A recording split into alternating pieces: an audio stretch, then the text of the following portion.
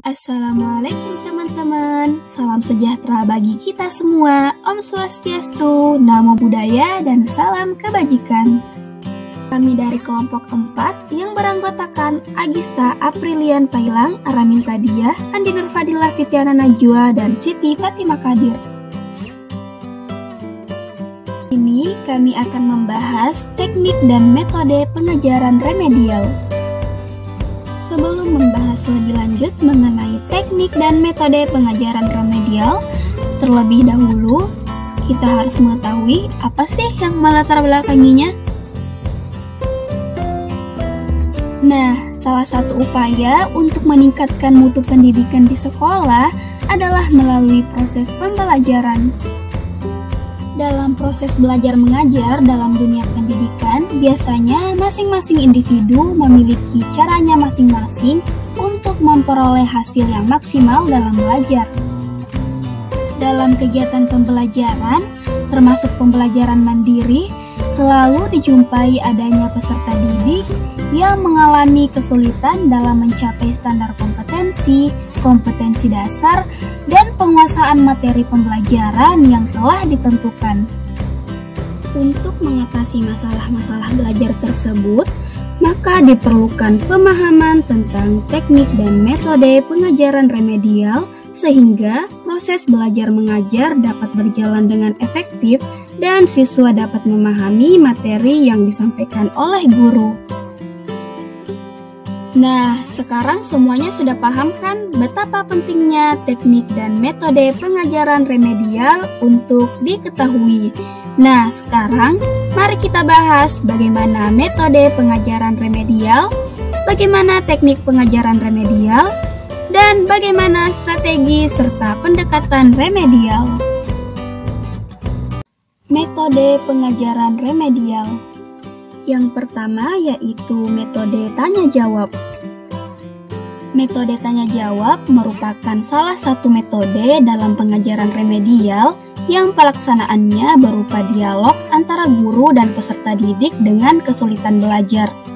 Melalui metode tanya-jawab ini akan terjalin hubungan yang lebih erat antara guru dan peserta didik.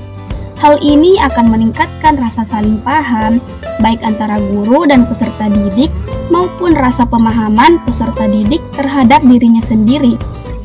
Sehingga motivasi belajar peserta didik akan semakin meningkat dan kesulitan belajarnya dapat teratasi. Yang kedua, metode diskusi.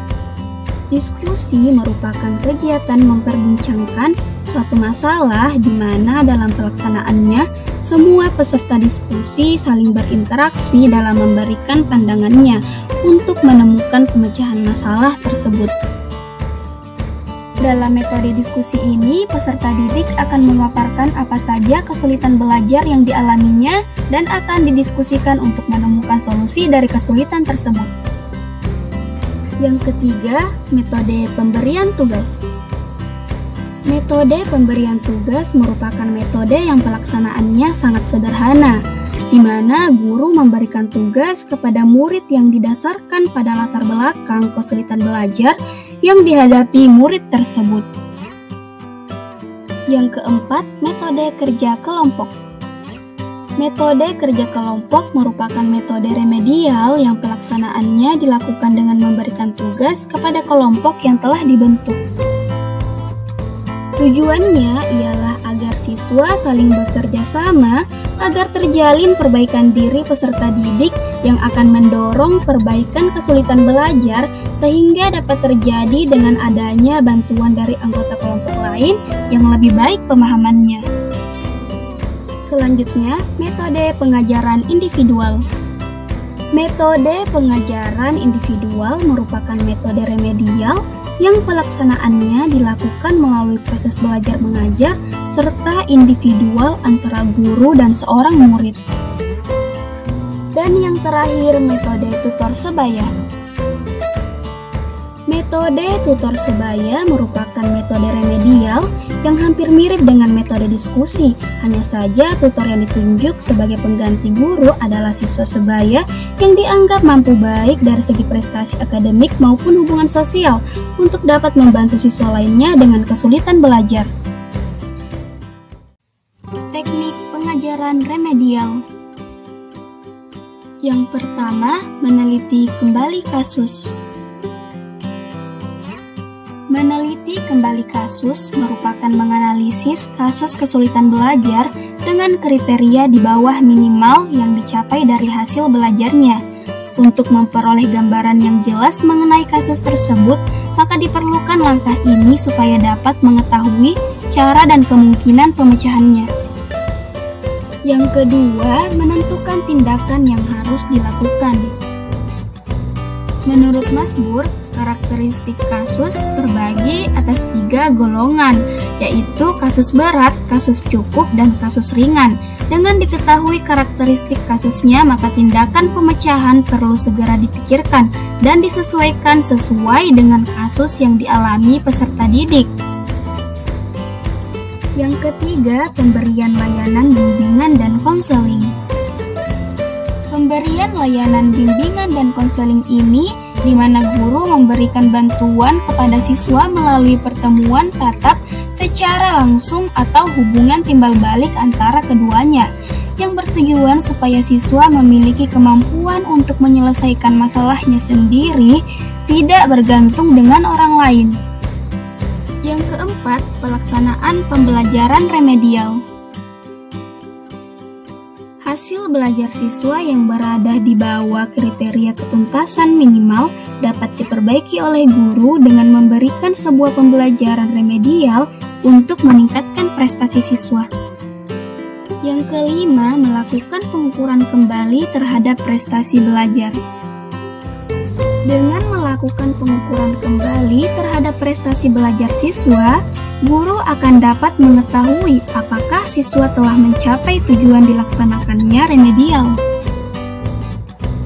Yang keenam, melakukan reevaluasi dan rediagnostik. Menurut Masbur, teknik ini menguraikan perbandingan kriteria pada proses belajar mengajar yang sesungguhnya. Ada 3 kemungkinan hasil dari penguraian tersebut. Dan yang terakhir yaitu pengayaan atau tugas tambahan.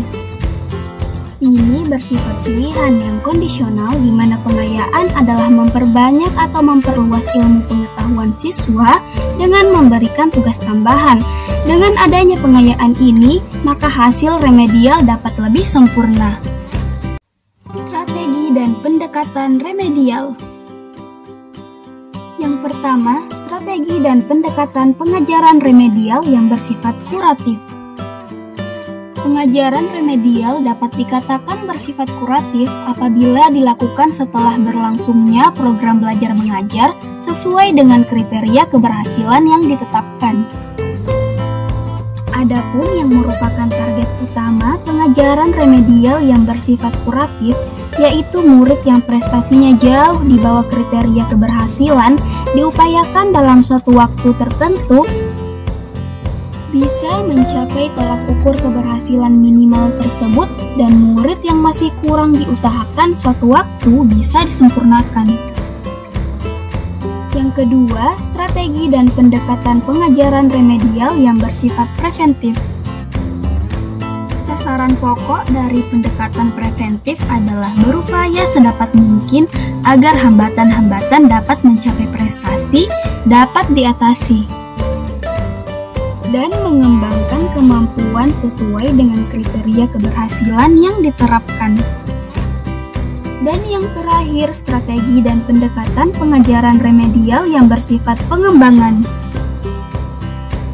Pendekatan pengembangan merupakan tindak lanjut dari daring teaching diagnostic atau upaya diagnosis yang dilakukan guru selama berlangsung program proses belajar mengajar.